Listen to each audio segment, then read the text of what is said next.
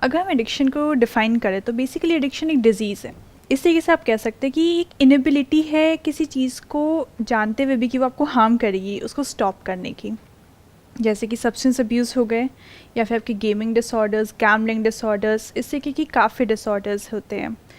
थोड़े बहुत अगर आप कहें तो फूड को लेके भी होता है, when you are too much involved in food addiction, and then internet addiction. Basically हमारे जो भी सेंसेस हैं उन सेंसेस से रिलेटेड हो गया, राइट? ये प्लेजर प्रिंसिपल के अकॉर्डिंग चलता है। जब हमने इट डिस्कस किया था और वो जो प्लेजर प्रिंसिपल पे, तो इंसान उसी प्लेजर प्रिंसिपल में जब फंस के रह जाता है उसे एडिक्शन कहते हैं, ये जानते हुए भी कि वो चीज़ आपको नुकसान देगी आगे। बेसिकली ये आपके रिवॉर्ड सर्किट्स को हाईजैक कर लेता है, आपके बेसिक लिम्बिक सिस्टम को, जिसमें आपकी बेसिक चीज़ें आती हैं जैसे कि आपके सेक्स ड्राइव, आपकी फूड ड्राइव, थर्स्ट, ये सारी जो बेसिक चीज़ें हैं जिससे आपकी ज़िंदगी चलती है वो कंट्रोल करता है। ये दूसरी एक और ब्रेन के साइड को इफ़ेक्ट करता है which is our pre frontal cortex. हमारा प्री फ्रंटल कॉर्टेक्स बेसिकली वो जगह है जहाँ से हम डिसीजन ले सकते हैं, डिसीजन मेकिंग। बट जब ये हाईजैक हो जाता है तो हमारा दिमाग उस तरफ नहीं चलता कि हम डिसीजन ले सकें, हम अपनी बेसिक नीड्स समझ करके इसे चलाते रहते हैं। और स्पेशली टीन्स काफ़ी वल्नरेबल हो जाते हैं इन चीज़ों को लेकर के, बिकॉज उनका प्री फ्रंटल कॉर्टेक्स इतना डेवलप नहीं होता। अगर इसके अलावा हम कॉजेज़ की बात करें तो वो हो सकता है कि आप किसी अल्कोहलिक के साथ भरे हुए हैं, आपने हमेशा देखा है कि वो पीते हैं और वही चीज़ आपने भी अपने में ढाल ली, या फिर आपके साथ बचपन में अब्यूज़ हुआ है या किसी तरीके का ऐसा ट्रॉमा आपने झेला है। ये भी काफ़ी रीज़न तो उसको कोप अप करने के लिए हम किसी सब्सटेंस पे डिपेंड हो जाते हैं, right? हाँ जी। और इसके अलावा एक एक्स्ट्रा ऑर्डिनरी स्ट्रेस, मतलब एक नॉर्मल आम जिंदगी से ज़्यादा आपने किसी तरीके का स्ट्रेस झेला है तो वो भी एक कारण हो जाता है कि आप सब्सटेंस अब्यूज़ पे आएँ या किसी टाइप की एडिक्शन में आ जाए, गैम्बलिंग हो या कुछ भी। इसके काफ़ी साइड इफ़ेक्ट्स भी होते हैं, जैसे कि आप अपनी फैमिली से दूर हो सकते हैं, आपके काम पे काफ़ी इफ़ेक्ट होते हैं, आपके रिलेशनशिप पे काफ़ी इफ़ेक्ट होते हैं, आप काफ़ी लोनली फील करते हैं। ये काइंड ऑफ एक लूप हो जाता है। इनफैक्ट लोनलीनेस पे काफ़ी स्टडीज़ हैं इन चीज़ों पे लेकर के। सबसे पहली स्टडी अगर एडिक्शन से लेकर के हुई थी तो वो 20th सेंचुरी में हुई थी, जिसमें बेसिकली एक रैट केज बनाया था, और पहले के तो एनिमल्स पे ज़्यादा थे।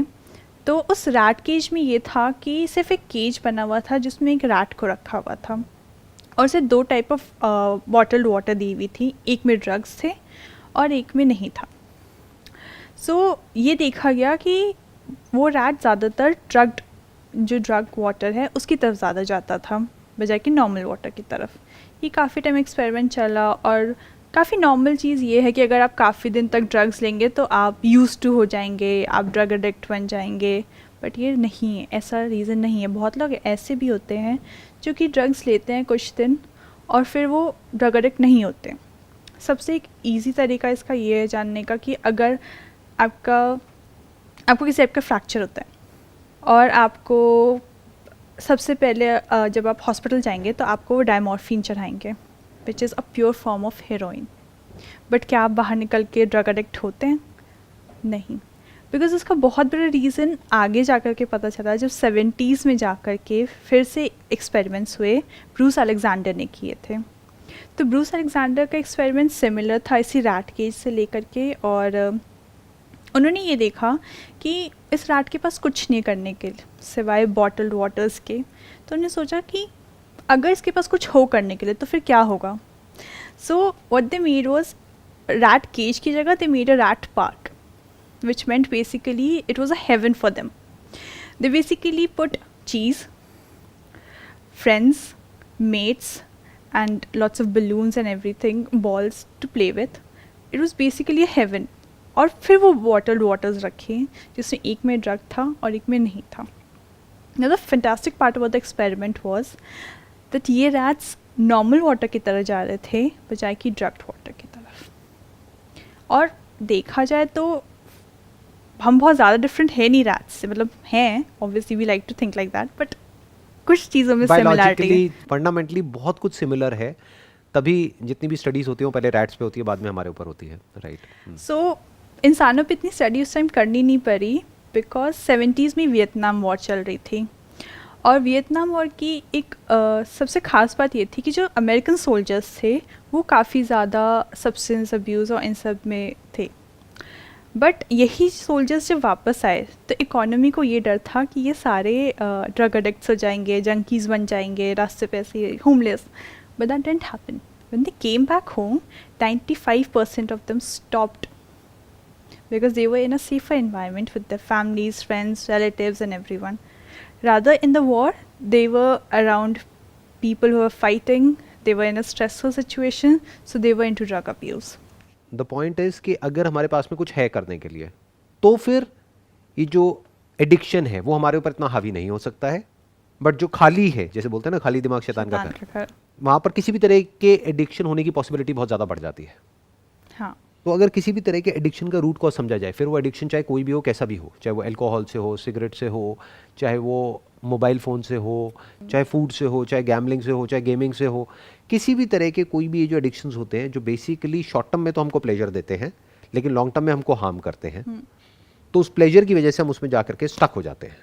हम मतलब क्या, हमारी जो ब्रेन है वो एक रेपिटेटिव पैटर्न में चली जाती है. बट यहाँ पर भी एक कंडीशन आ गई कि अगर उसके पास में कुछ और है करने के लिए जो कि प्लेजरेबल है, वो सोशली इन्वॉल्व है और लोगों के साथ में उसके फ्रेंड्स हैं, रिलेटिव्स हैं और रिलेशनशिप्स अच्छी हैं, या उसके पास में करने के लिए कोई प्रोडक्टिव काम है, या वो अपनी लाइफ को एक्चुअल में एंजॉय कर रहा है या कर रही है विदाउट दी सब्सटेंसेस, तो फिर एडिक्शन होने के चांसेस कम है. क्योंकि बहुत लोग ऐसे भी हैं जो ये सब कुछ करते हैं लेकिन मॉडरेशन में करते हैं. जैसे फॉर एग्जांपल अल्कोहल कंज्यूम करते हैं लेकिन लिमिट में, या थोड़ा बहुत कुछ देखा भी मोबाइल पे या इंटरनेट पे, लिमिट में. कहने का मतलब है कि दो तरह के लोग होते हैं, एक वो जो एडिक्ट हो जाते हैं, दूसरे जो नहीं होते हैं. इनमें सबसे बड़ा डिफरेंस क्या होता है? What is the root cause of addiction? इसके रूट कॉज में पहले हम बायोलॉजिकली शुरू करते हैं. तो सबसे ज़्यादा एडिक्शन के चांसेस आपकी यंग एज में होते हैं. यंग एज मतलब teenage years, because pre frontal cortex इतना डेवलप्ड नहीं होता, जो डिसीजन मेकिंग पार्ट है आपके ब्रेन का. तो ये काफ़ी बड़ा रूट कॉज है कि आप किस एज में स्टार्ट करते हैं. अगर आपने ड्रिंकिंग कम एज में स्टार्ट की है तो ऐसी हाई पॉसिबिलिटी है कि आप एडिक्ट बनेंगे बजाय कि एक लीगल ड्रिंकिंग एज के बाद.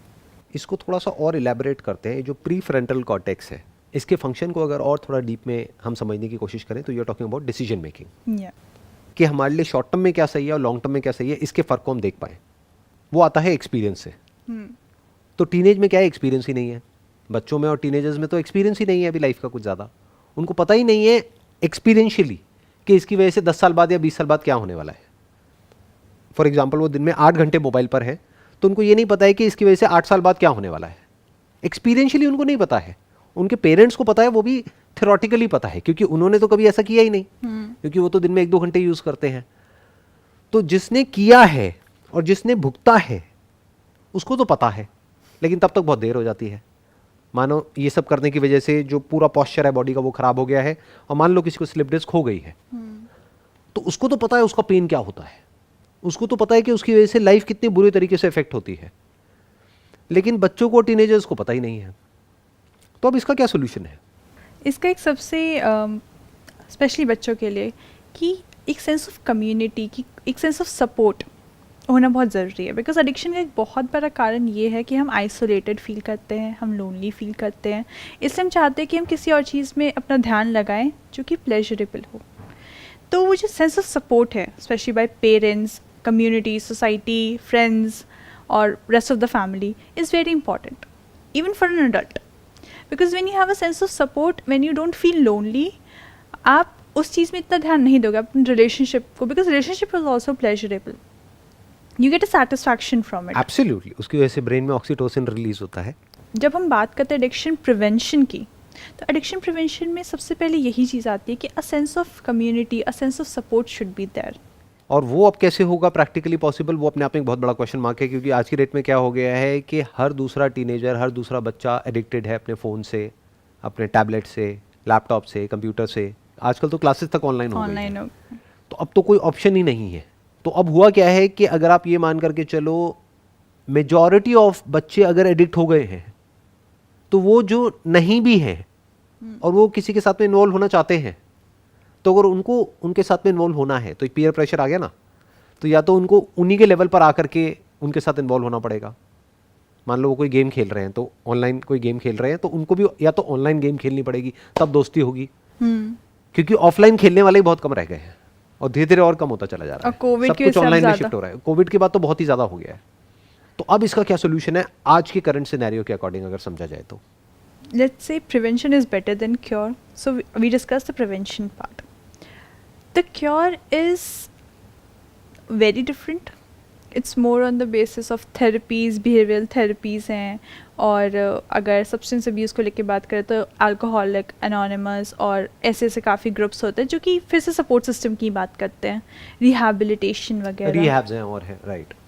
बट फिर रिहैब में भी सेम सिस्टम होता है, 12 स्टेप प्रोग्राम होता है जहाँ पे स्पिरिचुअलिटी के थ्रू आपको थोड़ा सा वो गाइड करते हैं। अभी अगर हम बच्चों की और टीनेजर्स की बात करें, उनको तो रिहैब नहीं भेज सकते, वो तो घर में ही है और वो एडिक्ट हो गए हैं। मान लो कोई टीनेजर है जिसको लीगली अलाउड नहीं है पॉर्न देखना, लेकिन किसी तरीके से अपना कोई फेक अकाउंट बना करके कुछ करके किसी तरीके से बैंड साइट्स को भी वो एक्सेस कर रहा है और वो देख रहा है, या वो गेमिंग से एडिक्ट हो गया है, या और कुछ नहीं तो यूट्यूब से एडिक्ट हो गया है।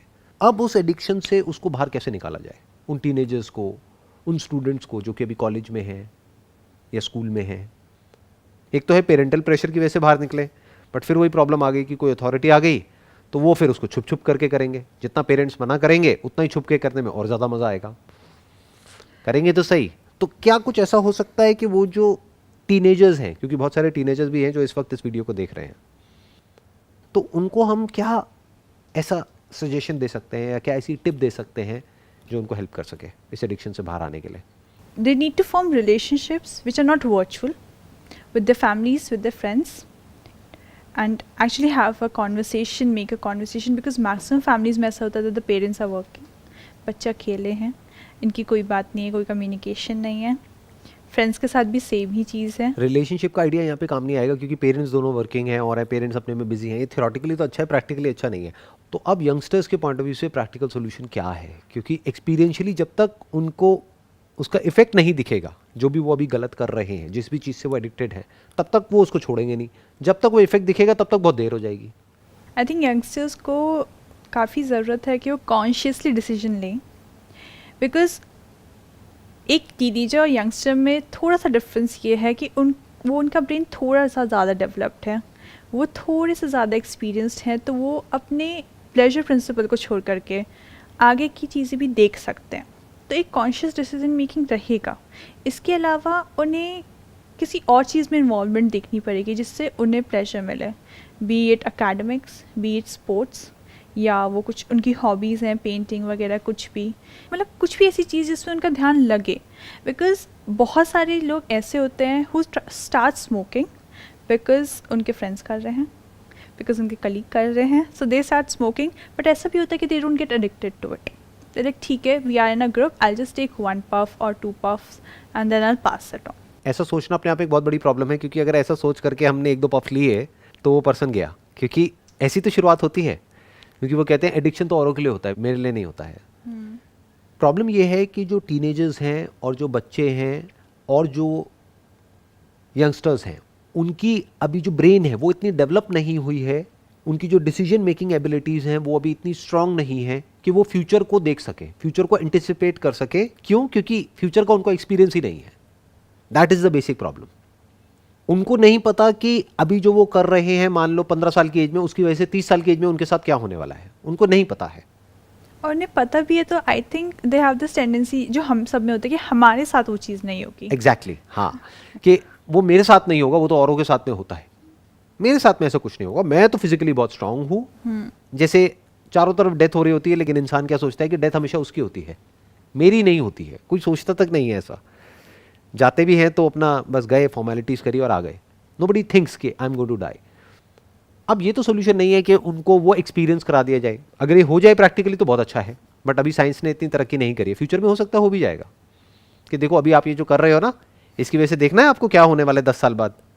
आओ आपको दिखाते हैं, ब्रेन में कुछ प्लग किया और फिर उसको दिखाए, देखो ये पेन होने वाला है आपको अगर अभी आप नहीं रुके तो एक्सपीरियंशियली उसको समझ आ गया है, अब वो बच सकता है। अब उसके अंदर एक फियर आएगा, क्योंकि 2 ही तरीके हैं ना एक इंसान को कंट्रोल करने के, पेन और प्लेजर। बायोलॉजिकली अगर बात करी जाए तो या तो डिजायर फॉर प्लेजर हो या फियर ऑफ पेन हो। तो अगर वो पेन एक्चुअल में उसको एक्सपीरियंस करा दिया अभी तो काम हो जाएगा, बट फिलहाल अभी हमारे पास में ये सोल्यूशन नहीं है तो उसके बारे में बात नहीं करते। दूसरा सोल्यूशन क्या हो सकता है? आई एम जस्ट थिंकिंग हम ये कह रहे हैं कि उनकी जो डिसीजन मेकिंग एबिलिटीज़ है, उनकी जो ब्रेन है वो अभी इतनी डेवलप नहीं हुई है कि वो अपने सही गलत को समझ सके और सही डिसीजंस ले सके। तो क्या हो उनको अगर डेवलप कर दिया जाए यंग एज में ही, this is need of the hour. In fact जो बच्चे हैं वो बेवकूफ़ तो नहीं है आज की डेट में, हैं बड़े इंटेलिजेंट। तो क्या हो कि ऐसी जो बातें हैं, इस लेवल की जो बातें हैं, जो अभी ये पॉडकास्ट है, इसको बच्चों को दिखाया जाए। बच्चे मतलब एक पर्टिकुलर एज के बाद में 12-13 साल 14 साल, उससे क्या होगा, उनकी ब्रेन डेवलप होने लग जाएगी, उनकी जो थॉट प्रोसेस है वो चेंज होगी। क्योंकि अगर उनको बायोलॉजी के भरोसे छोड़ दिया वो तो उनको फंसा देगी, क्योंकि एक तरफ है उनकी बायोलॉजी जो उनको फंसाती है, जो आपने रैट का एग्जाम्पल दिया, दूसरी तरफ से है AI, आर्टिफिशियल इंटेलिजेंस। ये जितने भी ऑनलाइन प्लेटफॉर्म्स हैं, इसके पीछे जो एल्गोरिथम काम कर रहा है वो बहुत ही खतरनाक है। वो करोड़ों अरबों ब्रेन्स को स्टडी करके कुछ पैटर्न्स निकाल रहा है और उसको एग्जैक्ट पता है कि इस वक्त आपको क्या दिखाया जाए जिसकी वजह से आप अगले 1-2 घंटे के लिए तो गए, मतलब कैसे आपको एडिक्ट बनाया जाए। क्योंकि क्या है कि उसमें कुछ करना ही नहीं है ना, बस बैठ जाओ पैसिवली, बाकी सब कुछ अपने आप होता रहेगा, एक के बाद एक अपने आप ही आता चला जाएगा। बेस्ड अपॉन आप क्या देख रहे हो उसी से रिलेटेड आपको दिखता रहेगा, और फिर जितना और देखोगे और दिखता रहेगा। तो नॉन स्टॉप कुछ नया दिखता रहेगा, नॉन स्टॉप आपको ब्रेन के लेवल पे तो प्लेजर मिलेगा, लेकिन बॉडी के लेवल पे बहुत बुरा हाल हो जाएगा। तो ये चीज़ें आज अगर हम देखें तो एडिक्शन इस लेवल पर है, लेकिन अगर हम फ्यूचर को समझ पा रहे हैं, जिस तरह से टेक्नोलॉजी आगे बढ़ रही है, तो टेक्नोलॉजी जैसे जैसे स्ट्रांग होती जाएगी एडिक्शन और बढ़ता चला जाएगा, कम नहीं होने वाला है। तो अब यहाँ पर सोल्यूशन क्या है कि या तो पेरेंट्स उसमें इन्वॉल्व हो जाएं, एज पेरेंट्स हम कुछ रूल्स डिफाइन करें बच्चों के लिए, क्योंकि बच्चों को तो पता ही नहीं उनके लिए सही गलत क्या है। पेरेंट्स को तो पता है ना कि बैक पेन क्या होता है, नेक पेन क्या होता है, और आजकल तो पेरेंट्स भी सब ऑनलाइन काम कर रहे हैं, तो उनको तो एक्सपीरियंशियली पता है। बच्चों की तो बॉडी अभी फिर भी फ्लेक्सिबल है तो वो बच रहे हैं, लेकिन आजकल मेरे कुछ फ्रेंड्स हैं जो कि फिजियोथेरेपिस्ट हैं, वो बताते हैं कि आजकल उल्टा हो गया है। जैसे पहले एक पर्टिकुलर एज के बाद में लोग ज़्यादा आते थे, पेशेंट ज़्यादा आते थे एट द एज ऑफ 50, 60, 70। अब क्या हो रहा है, उल्टा हो गया है, अब यंगस्टर्स ज़्यादा आ रहे हैं, 10-12 साल की एज से आने शुरू हो जाते हैं, और विद सीवियर केसेस, और 15 साल 20 साल 25 साल की एज में बहुत आ रहे हैं पेशेंट्स जो फिजियोथेरेपिस्ट के पास में आ रहे हैं because of this mobile addiction. अब इसके 2 सॉल्यूशंस मुझे समझ आ रहे हैं, अगर कोई तीसरा आपको समझ आए तो आप बताना। एक ये है कि पेरेंट्स की तरफ से कुछ प्रेशर क्रिएट हो, पेरेंट्स की तरफ से proper rules and regulations defined हो, क्योंकि उनको एक्सपीरियंशली पता है कि ये एडिक्शन की वजह से उसका कितना बुरा हाल होने वाला है उनके बच्चे का। उस बच्चे को नहीं समझ आ रहा है, थ्योरेटिकली तो समझ आ रहा है, बट अभी उसकी डिसीजन मेकिंग एबिलिटीज़ इतनी डेवलप नहीं हुई है। तो उसको जितना मर्जी समझा दो वो उसके लिए एक लेक्चर के जैसा है, वो कहेगा बंद करो ना अपना मुंह, क्यों लेक्चर दे रहे हो मुझे। उसको पता ही नहीं है उसके साथ क्या होने वाला है। It's basically the problem of ignorance. They don't even know experientially कि इसका कितना खराब इफेक्ट आ सकता है। जैसे अभी वो मजे मजे के लिए बस सिगरेट पी रहा है, लेकिन उसको ये नहीं पता है कि इसकी वजह से 10 साल बाद क्या होगा। जब आज दिन की 1 सिगरेट या हफ्ते की 1 सिगरेट दिन की 10 सिगरेट बन जाएगी, तब क्या होगा वो उसको पता ही नहीं है। आज उसके लिए वो फन है, स्टाइल है, पीयर प्रेशर है, जो मर्जी हम उसको नाम दें, बट उसकी वजह से 10 साल बाद क्या होगा वो उसको नहीं पता है। तो या तो पेरेंट्स की तरफ से कुछ आए, बट उसमें भी प्रॉब्लम क्या है कि जब पेरेंट्स किसी चीज़ को फोर्सफुली इम्पोज करने की कोशिश करेंगे बच्चों पे, तो या तो बच्चे रिवोल्ट करेंगे, वो उन्हीं से लड़ने लग जाएंगे अपने पेरेंट्स से, और ऐसा होता भी है, एग्रेसिव हो जाएंगे, तो वहाँ पे क्लैश आ जाएगा। बट उसका एक तरीका ये है कि पेरेंट्स डिस्कस करें वो सारी चीज़ें कि ये चीज़ आगे जा कर के क्या होगी। बिकॉज रिसर्च ने ऐसा शो किया है US में स्पेशली कि जिन पेरेंट्स ने अपने बच्चों से उनकी सेक्सुअल लाइफ के बारे में और इन सब चीज़ों के बारे में ये सेक्स एजुकेशन दी है, उनके प्रेगनेंसी रेट्स वगैरह काफ़ी कम हैं chances, because they using protection. So that kind of conversation which parents should have with their kid should be there. एक होता है कि parents are very busy with their own life, work है, ये प्रेशर है, घर का प्रेशर है, बहुत काम है, but rather giving just an hour quality time जो होता है that will be enough, rather than telling them कि ये चीज़ मत करो, because after a certain point you like नहीं, why would I listen to you. But ये बताना कि अगर आप ये करोगे तो इससे ये चीज़ें होती हैं, या कुछ एग्जाम्पल्स, रियल लाइफ एग्जाम्पल्स दिखाना, बिकॉज हमारे अराउंड काफ़ी एग्जाम्पल्स हैं। और आई थिंक जब हम मूवीज़ के लिए भी जाते हैं, अभी कोविड में नहीं बट नॉर्मली, सो सबसे पहले एक ऐड आती है जिसमें there's this mother जिसको यहाँ पर कैंसर है, बहुत तरह तरह की एड्स आती हैं, राइट। बहुत तरह तरह की होती है एडिक्शन से रिलेटेड, तो वो चीज़ें देख करके और वो समझाना और जैसी वो ऐड आती है लोग अपना मुंह नीचे कर लेते हैं, ज़्यादातर मैंने तो देखा है, ज़्यादातर, हाँ। देख तक नहीं पाते हैं। सो वो चीज़ एक दिमाग में डालना काफ़ी इंपॉर्टेंट है, वो सेंस ऑफ एजुकेशन, वो एजुकेशन जो रियल लाइफ बेस्ड हो, जो प्रैक्टिकली आपके लिए इम्पॉर्टेंट है, वो पेरेंट्स दे सकते हैं, समझा सकते हैं। It's an excellent point, because जितना पेरेंट्स फोर्सफुली अपने बच्चों को कंट्रोल करने की कोशिश करेंगे उतना ही बच्चों को मज़ा आएगा उनसे लड़ने में, और वो रिवोल्ट के मोड में चले जाएंगे और वो छुप छुप करके उस काम को करने लग जाएंगे और पेरेंट्स को पता तक नहीं होगा, उनसे झूठ बोलने लग जाएंगे, जो देखा जाए तो और बुरा हो गया, एक रिलेशनशिप और ख़राब हो गई। या तो कभी भी बच्चों को फोर्सफुली कंट्रोल करने की कोशिश नहीं करनी है एज पेरेंट्स। हम इसको दोनों स्टैंड पॉइंट से देखेंगे, पेरेंट्स के भी पॉइंट ऑफ व्यू से और यंगस्टर्स के पॉइंट ऑफ व्यू से भी, क्योंकि दोनों तरह के लोग देखते हैं। मेरा जो चैनल है ना वो अपने आप में यूनिक है, क्योंकि ज़्यादातर चैनल्स में क्या होता है, यूट्यूब में जो भी चैनल्स होते हैं उसमें एक पर्टिकुलर एज ग्रुप के लोग होते हैं जो कि उस कंटेंट को कंज्यूम करते हैं या उस कंटेंट को देखते हैं। मेरे में क्या है, 50-50 है, 50% है बिलो 25 एंड 50% है अबव 25। दैट मीन्स कि पेरेंट्स भी देख रहे हैं अभी इस वक्त हमारी इस कॉन्वर्सेशन को, और बच्चे भी देख रहे हैं, तो दोनों के स्टैंड पॉइंट से हमको सोल्यूशन निकालना है। तो पेरेंट्स के पॉइंट ऑफ व्यू से सोल्यूशन क्या है कि बात करो, आराम से बैठ करके बात करो और उनको फ्रीडम दो, उनको बोलो आपको करना है तो करो, दैट्स ओके, बट ये करने की वजह से देखो ये होने वाला है। एक और आइडिया हो सकता है कि किसी फिजियोथेरेपिस्ट को घर बुलाया जाए या अपने बच्चों को लेकर के जाओ किसी फिजियोथेरेपिस्ट के पास में, वो उनका चेकअप करेगा और वो चेकअप करके प्रैक्टिकली बताएगा देखो कहाँ कहाँ पर क्या क्या हो रहा है। जैसे वो पर्टिकुलर कुछ पॉइंट्स प्रेस करेंगे ना तो बच्चे को दर्द होएगा, वो समझाएगा उस बच्चे को। अगर वो उसको समझाते हैं कि बेटा देखो ऐसा भी होता है, और वहाँ पर वो और पेशेंट्स को देखेंगे, क्योंकि जो लर्निंग एक्सपीरियंस से होती है that is far superior to जो लर्निंग नॉलेज से होती है या फिर बातों से होती है, मॉडलिंग जिसे कहते हैं हम। राइट। एक्सपीरियंशियली उसको कुछ ऐसा दिखाया जाए या कुछ ऐसा बताया जाए या फिर किसी भी तरीके से उसको एजुकेट किया जाए एक्सपीरियंशियली कि देखो ये हो रहा है बेटा। अगर आपको अपने आप को हेल्दी रखना है, फिट रखना है, अगर आपको ये पेन नहीं चाहिए जो इन्होंने अभी दबाया ना, आपको पेन हुआ, अगर आप अभी अपनी लाइफस्टाइल में चेंजेस नहीं लेकर के आओगे तो पेन परमानेंट हो जाएगा, हमेशा इतना दर्द रहेगा। आप चाहते हो इतना पेन? तो फिर बच्चा कहेगा नहीं नहीं नहीं नहीं मेरे को इतना दर्द तो नहीं चाहिए। तो क्या हुआ, वहां से एक फियर आया। फियर वैसा नहीं अथॉरिटी वाला, एक तो है फियर उसको मारना, पीटना, चीखना, चिल्लाना, फिर तो बच्चा भी चीखने लग जाएगा। तो एक पॉइंट के बाद में जाकर के वो लॉन्ग टर्म सोल्यूशन नहीं है, वो इनफैक्ट सोल्यूशन ही नहीं है, क्योंकि बच्चे को और हमने आइसोलेट कर दिया, जितना आइसोलेट कर दिया वो और इंडल्ज हो जाएगा, वो चीज़ें तोड़ने फोड़ने लग जाएगा, वो अलग ही जोन में चला जाएगा। फिर माँ बाप के लिए एक नई प्रॉब्लम खड़ी हो जाएगी, बच्चों को कैसे संभाले। ये एक बहुत कॉमन प्रॉब्लम है जो मेरे पास आती है मेरे सेशंस में, एक पर्टिकुलर एज ग्रुप के जो लोग आते हैं उनकी। ये तो हो गया माँ बाप के एंड से। अब बात करते हैं यंगस्टर्स के एंड से। कोई टीनेजर है मेरी वीडियो देखता है, एज ग्रुप है मान लो 14-15 साल से लेकर के 20-22 साल 25 साल तक। उनके लिए सॉल्यूशन ये है कि अपनी जो डिसीजन मेकिंग एबिलिटीज़ है उसको जल्दी डेवलप करो। अब टाइम नहीं है, क्योंकि एआई बहुत तेज़ी से डेवलप हो रही है।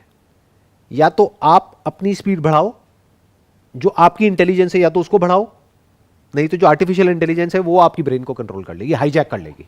इसका बहुत अच्छा तरीका ये है कि आपका ग्रुप कैसा है, आप कैसे लोगों के साथ उठते बैठते हैं, उनकी मेंटालिटी क्या है, ये भी बहुत इफेक्ट करती है कि आपकी मेंटालिटी क्या रहेगी। राइट, क्योंकि जैसे लोगों के साथ में आप रहोगे वैसे ही आप बिहेव करोगे, वैसे ही सोचोगे, वैसे ही एक्ट करोगे, दैट इज़ वन। बट मान लेते हैं कि आपके आसपास में जितने भी लोग हैं आपके फ्रेंड सर्कल में और इधर उधर, मान लेते हैं वो खुद ही एडिक्ट है, वो खुद ही इंडल्ज हुए पड़े हैं इन सब प्लेजर्स में, तो अब आप क्या करोगे? ऑनलाइन ऐसे सेशंस को देखो ना, सिर्फ मेरे नहीं औरों के भी हैं, सिर्फ इंडिया में नहीं ग्लोबली भी बहुत सेशंस हैं, बहुत सारी बुक्स हैं, वो पढ़ो बिहेवियर के बारे में, माइंड के बारे में, थॉट के बारे में। तो धीरे धीरे क्या होगा, ऐसी बातों को जब कोई बच्चा समझने लग जाएगा तो उसकी जो डिसीजन मेकिंग एबिलिटीज़ है वो स्ट्रांग होने लग जाएगी, उसकी थिंकिंग एबिलिटीज़ डेवलप होने लग जाएंगी, और वो एक बार डेवलप हो गई वो परमानेंट सॉल्यूशन है। और यहाँ पर हमारे पास में कोई चॉइस नहीं है, ये बिल्कुल ऐसा है जैसे कि घर में आग लगी हुई है, तो हम बैठ करके सोच नहीं सकते ना कि अब क्या करें क्या ना करें। अगर जो बच्चे हैं यानी जो टीनेजर्स हैं या जो कॉलेज में हैं, अगर उन्होंने अपनी इंटेलिजेंस को नहीं बढ़ाया तो ऐसे बहुत सारे ऑनलाइन प्लेटफॉर्म्स हैं जो कि उनकी इंटेलिजेंस को, उनकी ब्रेन को हाईजैक करने के लिए तैयार बैठी है। मतलब उनकी लाइफ का कंट्रोल पूरी तरह से उनके हाथ से चला जाएगा और किसी और के हाथ में आ जाएगा। अब उन बच्चों को अपने आप से पूछना है, क्या मुझे ऐसी लाइफ चाहिए? अगर वो कहते हैं हाँ ऐसी लाइफ चाहिए, तो बढ़िया है, जो कर रहे हो करते रहो। बट अगर ऐसी लाइफ नहीं चाहिए तो अब आपके पास में कोई ऑल्टरनेटिव नहीं है। अगर ऐसे सेशंस आपको अनकंफर्टेबल भी लगते हैं, क्योंकि अभी पिछले हमारे जो एपिसोड्स अपलोड हुए थे ना, उसमें मैंने कुछ कमेंट्स पढ़े, ज़्यादा तो नहीं, मैंने कुछ कमेंट्स पढ़े, तो उसमें कुछ लोगों के कमेंट्स आए थे, सर ये तो बहुत बोरिंग हो गया है, बहुत लंबा हो गया है सेशन, ये क्या आधा घंटे का और 40 मिनट का सेशन कर रहे हो, ये 10-10 मिनट के ना ठीक रहते हैं, क्योंकि वहाँ तक उनका ध्यान लग जाता है।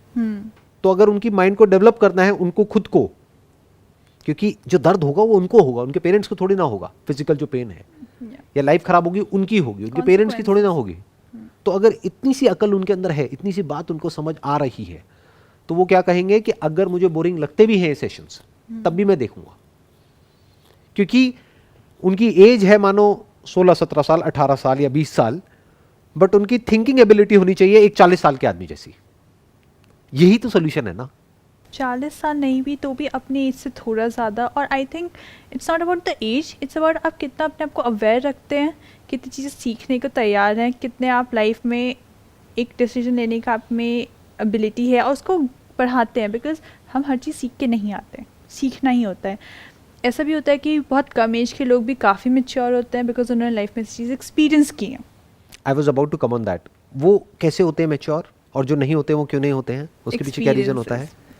बट ऐसा कौन सा एक्सपीरियंस होता है जिससे वो मैच्योर हो जाते हैं? आई थिंक मोस्टली हार्डशिप्स, या फिर आपने ऐसा देखा हो किसी को जो हो रहा है, पर्सनल एक्सपीरियंसेस आपके आसपास किसी के साथ हो रहा हो या आपके साथ। I am not sure about this particular point, because क्या है कि ऐसे बहुत सारे लोग हैं जिनको बहुत एक्सपीरियंस है लाइफ में। जैसे मान लो उनकी एज है 50 साल, 60 साल, 70 साल, और वो मैच्योर नहीं है बिल्कुल भी। बट ऐसे भी हैं जो 20 साल की एज है लेकिन बहुत मैच्योर है। व्हाट आई थिंक इज कि जो बेसिक जो डिफरेंस होता है ना, वो होता है आपकी थॉट प्रोसेस का, कि आपकी थॉट प्रोसेस कैसी है। और थॉट प्रोसेस कैसे बनती है? कंपनी से, कि आप कैसे लोगों के साथ में टाइम स्पेंड करते हो। जैसे अगर बताना है कि आपका फ्यूचर कैसा होने वाला है, या किसी के भी बारे में अगर हमको बताना है कि उसका फ्यूचर कैसे होने वाला है, तो ये देखो कि वो अपना मैक्सिमम टाइम किस तरह के लोगों के साथ में स्पेंड कर रहा है। फिर चाहे ऑनलाइन स्पेंड कर रहा है, चाहे बुक्स के थ्रू कर रहा है, चाहे कैसे भी कर रहा है। जिन 5 लोगों के साथ कर रहा है उसकी लाइफ वैसी ही कुछ होगी, मिलती जुलती।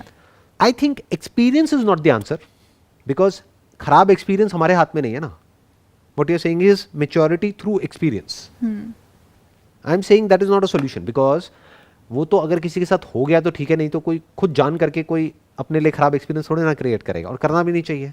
तो उस तरह से मैच्योर होना इज नॉट अ सॉल्यूशन। तो सॉल्यूशन बचता क्या है उन बच्चों के लिए, यंगस्टर्स के लिए, कि किसी ऐसे लोगों की बातें सुनो जिनको आपसे एक्सपीरियंस ज़्यादा है और जो मैच्योर भी है। क्योंकि ज़रूरी नहीं है उनके पास में एक्सपीरियंस ज़्यादा है तो वो मैच्योर ही हो। ऐसे मैंने बहुत लोग देखे, आपने भी देखे होंगे अपने आसपास में, भरे पड़े हैं। किसी पान की दुकान पे चले जाओ, वहाँ पे आपको 50 साल के, 60 साल के ऐसे ऐसे लोग मिल जाएंगे जो बातें जैसे ही मुंह खोलेंगे तो आप कहोगे ये क्या बातें कर रहे हैं, ये तो बच्चों से भी गई गुजरी है। और दूसरी तरफ से कुछ बच्चे हैं जिनकी एज है 19-20 साल लेकिन बहुत मैच्योर है। तो उनकी थिंकिंग मैच्योर कैसे हुई और उनकी क्यों नहीं हो पाई? संगति का असर है। जैसी संगत वैसी रंगत, जैसे बोलते हैं ना हिंदी में। बिल्कुल। उनकी जैसी संगत रही बचपन से लेकर के 60 साल की एज तक, वैसे ही वो बन गए। So the solution is to be in contact, not in direct contact, that is not practically possible, to be in an indirect contact and to learn from those people, those who are much more mature in terms of their thought process, in terms of their mindset, in terms of the way they think. तब आपका ये जो pace है mind के development का, वो तेज हो सकता है। मानो किसी इंसान ने 20 साल में कुछ सीखा, 20,000 बुक्स पढ़ करके, अगर उसकी बातों को आप सुनते हैं अगले 20 दिन तक, तो उसमें से बहुत कुछ आप सीख जाओगे उस इंसान से। धीरे धीरे जैसे जैसे ऐसे लोगों की बातें आप सुनते चले जाओगे, समझते चले जाओगे, धीरे धीरे आप देखोगे आपकी भी थॉट प्रोसेस वैसी ही होती चली जाएगी। इनफैक्ट बहुत लोग मेरे को बोलते हैं कि आप जो बोलने वाले होते हैं ना, वो हमको पहले ही पता लग जाता है। तो इसका मतलब क्या है? ये कोई इंट्यूशन नहीं है। हुआ क्या है कि उन्होंने इतना सुन लिया है मेरे को पिछले 5 साल से, 7 साल से, 8 साल से, कि उनकी और मेरी थॉट प्रोसेस अलाइन हो गई है। उनको पता है कि अगर आप ये क्वेश्चन मेरे से पूछोगे तो मैं क्या जवाब दूंगा, क्योंकि माइंड एक जैसे काम करने लग गया है। तो इसका मतलब क्या है कि there is a strong possibility कि लाइफ में भी जब वो किसी प्रॉब्लम में जाकर के फंसते हैं तो वो उसी तरह से एक्ट करते हैं जिस तरह से मैं एक्ट करता हूं. आप कह सकते हो कि एक way of looking at life है, वो वे चेंज होने लग जाता है जैसे जैसे आप उन लोगों के कांटेक्ट में आते हो. बिल्कुल एक चश्मे की तरह हो गया, किसी ने लाल चश्मा लगाया, किसी ने हरा लगाया है, तो हरे के कांटेक्ट में आप जैसे ही जाओगे आपको दुनिया हरी दिखने लग जाएगी, लाल के कांटेक्ट में जाओगे तो लाल दिखने लग जाएगी. हाँ, अगर किसी ऐसे इंसान के कांटेक्ट में चले गए जिसने कोई चश्मा नहीं लगाया हुआ है तो हो सकता है आपको एज इट इज भी सब कुछ दिखने लग जाए, विच इज़ अ बिग थिंग अगर हो जाए तो. और यंग एज में हो जाए तो बहुत ही बढ़िया है. और अगर ये ना हो तो सोल्यूशन क्या है? I don't think there is any solution आज के टाइम में, क्योंकि ये जो बड़ी बड़ी कॉर्पोरेशंस हैं उनको अगर पैसा कमाना है तो उसका एक ही तरीका है कि आपकी अटेंशन को किसी भी तरीके से कंट्रोल किया जाए. अगर आपकी अटेंशन उनके हाथ में आ गई तो सब कुछ उनके हाथ में आ गया, आपकी लाइफ उनके हाथ में आ गई. तो अब या तो आपकी अटेंशन को वो कंट्रोल करेंगे अपने फायदे के लिए या फिर आप खुद करोगे. अगर आप खुद करना चाहते हो तो किसी ऐसे इंसान के कांटेक्ट में आना पड़ेगा जिसकी अटेंशन उसके कंट्रोल में हो. इनफैक्ट इसी चीज़ से मुझे याद आया, there is a famous psychologist named Peter Cohen करके. उन्होंने कहा था कि let's not call this addiction, let's call it bonding, because this the kind of bonding that you have, either you have with a person और you have with a substance और some related behaviour. So you know, आप कैसे किस चीज़ से bond कर रहे हैं वो डिसाइड करेगा कि आपका आगे का फ्यूचर कैसा रहेगा.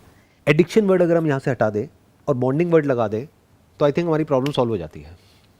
जैसे बॉडी को सर्वाइव करने के लिए पानी चाहिए, खाना चाहिए, एयर चाहिए, ये क्या है? एक तरह की बॉन्डिंग ही तो है.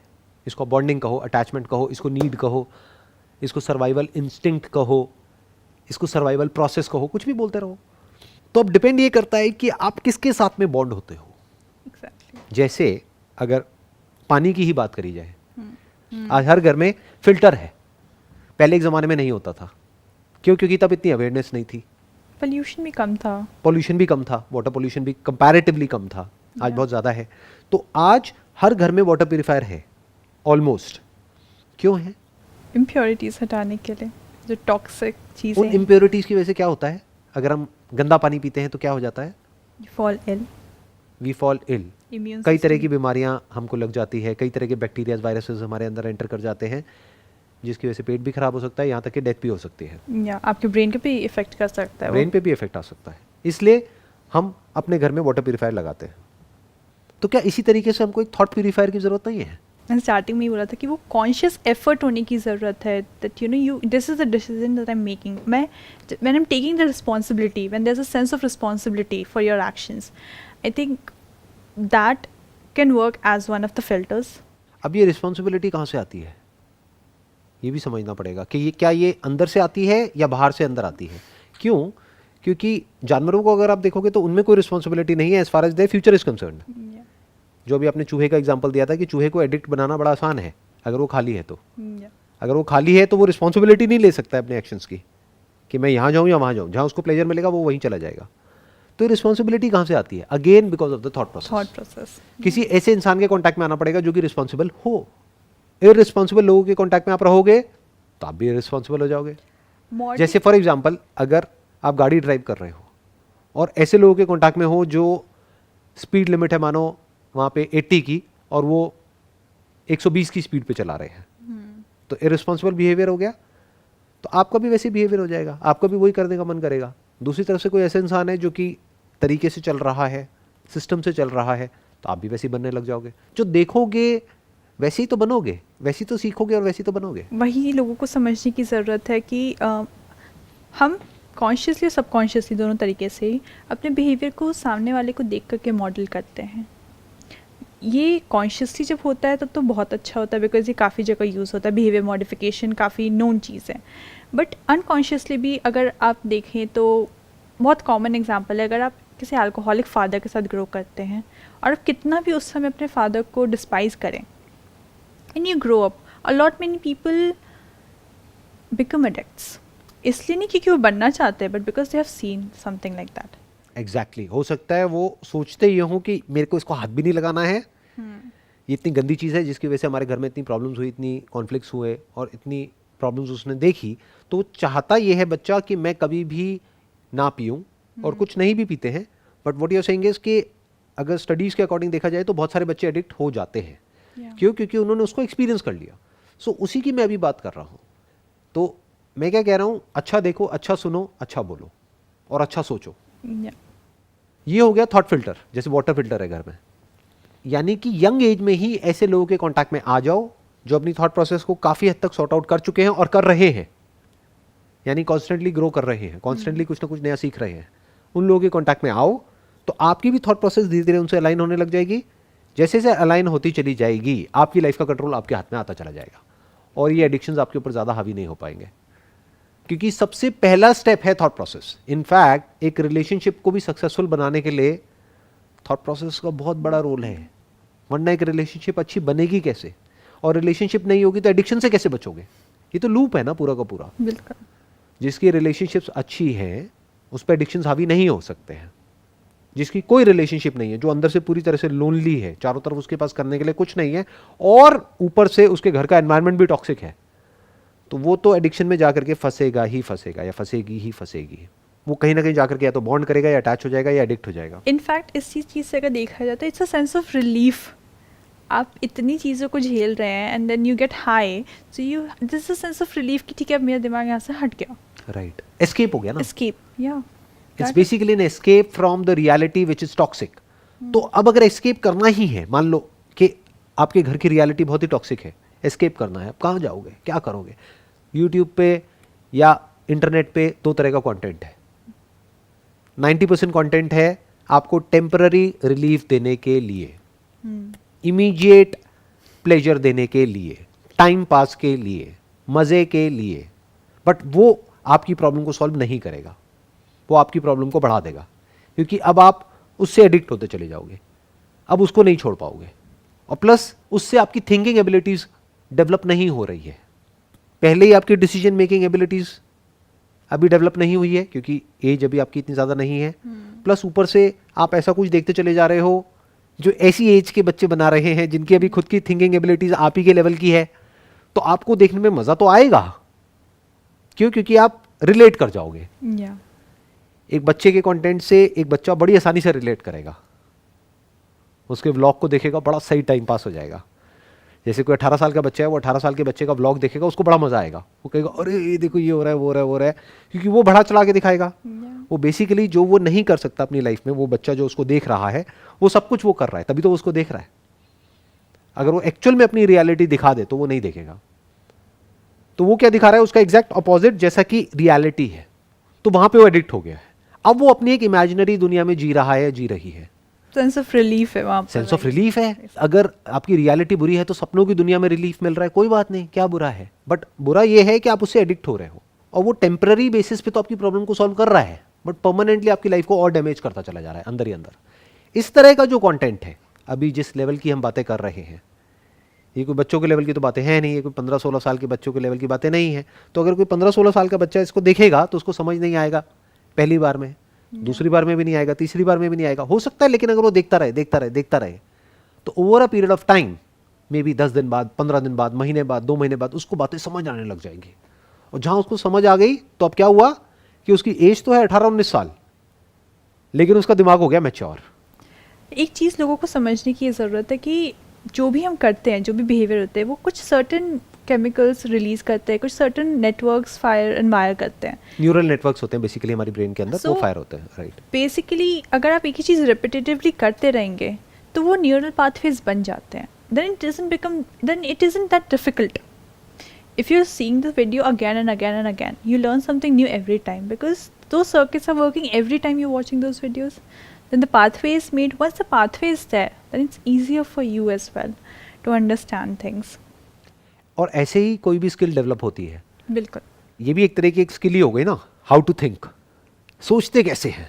या ये अपने आप में बहुत इंपॉर्टेंट स्किल है जो कहीं नहीं सिखाई जा रही है। मेमोराइजेशन तो सिखाया जा रहा है कि रटो कैसे, रट करके बोल दो, जो पूरा का पूरा एजुकेशन सिस्टम में जो चीज़ होती है, लेकिन ये कहीं नहीं सिखाया जा रहा है कि सोचते कैसे हैं। तो अगर वो ये देख करके, जो शुरू में अनकंफर्टेबल भी लगेगा, लेकिन धीरे धीरे देखते रहेंगे तो ब्रेन में कुछ नए पाथवेज बनने लग जाएंगे और धीरे धीरे वो आसान होता चला जाएगा काम, जो शुरू में मुश्किल लगेगा कुछ टाइम तक। और जब वो पाथवेज पूरा प्रॉपर तरीके से बन जाएंगे तो अब उनको इसमें मजा आने लग जाएगा, और उसमें इतना मजा आएगा ही नहीं। जैसे हो गया ना एक पर्टिकुलर लेवल का किसी को कुछ दे दिया, तो अब उसको उससे कम वाले लेवल में मजा ही नहीं आएगा, वो कहेगा यार ये क्या है, लेवल बढ़ाओ ना, तो उसको उसमें मजा आने लग जाएगा। जैसे गेम में भी एक लेवल पे जा करके फिर मजा नहीं आता है, फिर हम कहते हैं लेवल बढ़ाओ ना, थोड़ा और हार्ड करो, थोड़ा और थोड़ा और थोड़ा और। स्पोर्ट्स में भी ऐसे ही होता है। तो ऐसे ही इसमें भी होगा। ये क्या है, बेसिकली इंटेलेक्चुअल डेवलपमेंट, या development of thinking abilities, decision making abilities, development of mind. जब इसमें किसी को मजा आने लग जाएगा तो उसको छोटी मोटी चीजों में मजा नहीं आएगा। अब मुझे पर्सनली वीडियो गेम में मजा नहीं आएगा, क्यों? क्योंकि उससे बड़ी गेम खेलने के लिए बहुत सारी है इस दुनिया में। अपने माइंड के अलग अलग डायमेंशंस को देखना, थॉट को देखना, फीलिंग्स को देखना, इमोशंस को देखना, उसको समझना, उसमें ज़्यादा मज़ा आता है। क्यों? क्योंकि माइंड उस तरीके से चल रहा है। और ऐसे भी लोग हैं जिनकी एज है 60 साल 70 साल, उनको नहीं मज़ा आता इसमें। तो इसका एक्सपीरियंस से कोई कनेक्शन नहीं है, एज से कोई कनेक्शन नहीं है, इसका कनेक्शन है कंपनी से। कैसे लोगों की कंपनी में आप टाइम स्पेंड करते हो। कहीं ना कहीं पास्ट में मैंने ऐसे लोगों की कंपनी में टाइम स्पेंड किया है, पर्सनली तो नहीं, क्योंकि ऑनेस्टली बताऊं मेरे आसपास में ऐसा कोई मुझे मिला ही नहीं जिससे कि मैं इस लेवल की बातें कर सकूं। बट बुक्स के थ्रू पास्ट में कुछ लोग थे जिनकी थॉट प्रोसेस से मैंने बहुत कुछ सीखा है। तो आज वो नहीं है इस दुनिया में, लेकिन पास्ट में थे कभी, तो उनकी बुक्स हैं, उनकी वीडियोज़ हैं, तो उसको देख करके धीरे धीरे अपने माइंड को डेवलप किया है। वर्ल्ड वाइड जो साइकोलॉजिस्ट हैं और हैं, उनकी वीडियोज़ को देख करके, उनकी स्टडीज़ को पढ़ करके, उनको समझ करके फिर सीखा है। तो अब क्या होता है कि अब इसी चीज़ में मज़ा आने लग जाता है। ये ही सॉल्यूशन है परमानेंट। आज नहीं तो कल ये करना तो पड़ेगा एक इंसान को, जितनी जल्दी करे उतना बेटर है। जब करना ही है तो 30 साल की एज में क्यों, 40 साल की एज में क्यों, 20 साल की एज में ही करो ना।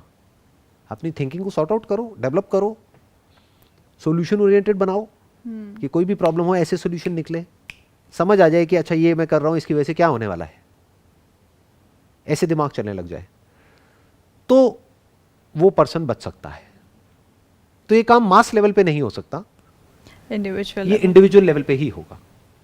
कि जो ये देख रहा है, बहुत सारे ऐसे होंगे जो देख करके थोड़ी देर में ही बंद कर देंगे। I am sure, 100% sure. मैं क्या श्योर, वो तो डेटा दिखा रहा है। ऑन एन एवरेज जो लोग देखते हैं वो 30% देखते हैं। ऑन एन एवरेज 30% लोग ऐसे होते हैं मेरी वीडियोस को जो पूरा देखते हैं। मानो अगर 40 मिनट की वीडियो है तो वो 12 मिनट तक ऑन एन एवरेज वीडियो देखी जाती है। इसका मतलब क्या है, कुछ लोग पूरा देखते हैं और बहुत सारे ऐसे होते हैं जो 2-4-5 मिनट में ही बंद कर देते हैं। तो यहाँ तक अभी जो हमारी बातें हो रही है, यहाँ तक तो बहुत ही कम लोग पहुँच पा रहे होंगे। तो इससे क्या समझ आ रहा है कि मास लेवल पे काम हो ही नहीं सकता। एक तो पहले ऐसी वीडियोस को देखेंगे ही बहुत कम लोग, वो भी जो देखेंगे उसमें से भी बहुत कम लोग एक्चुअल में एंड तक पहुंच पाएंगे, इस पॉइंट तक। अभी भी यहाँ तक अगर कोई पहुंच पा रहा है तो दैट मीन्स उसकी और मेरी थॉट प्रोसेस काफी हद तक अलाइन हो चुकी है, तभी वो पहुंच पा रहा है यहाँ तक या पहुंच पा रही है, वरना पॉसिबल ही नहीं है। वरना अब तक ये वीडियो बंद हो चुकी है। और वो कहाँ है, वही है, वही अपनी दुनिया, ख्याली दुनिया, जहाँ पर सब कुछ बहुत अच्छा है जैसा एक्चुअल में नहीं होता है। तो आज हमने एडिक्शन को कवर किया। अगला टॉपिक आपके माइंड में क्या आ रहा है, क्या कर सकते हैं जो इससे रिलेटेड हो या इसका नेक्स्ट लेवल हो? क्योंकि हम प्लेजर प्रिंसिपल पे ही चल रहे थे, तो इससे रिलेटेड हम पर्सनालिटी पे अगर जाके थोड़ा बात करें तो नार्सिसिज्म पे भी हम आ सकते हैं। मेरे दिमाग में नार्सिसिज्म चल रहा था, तो we can cover it next time. Can you explain it in short कि वो क्या है? अगर हम नार्सिसिज्म की बात करें तो नार्सिसिज्म एक बेसिकली एक पर्सनालिटी टाइप है जहाँ पे आप सिर्फ अपने ही फेवर में हर चीज़ चाहते हैं, अपने ही फ़ायदे के लिए हर तरीके से आपके बिहेवियर्स और हर चीज़ होती है। This include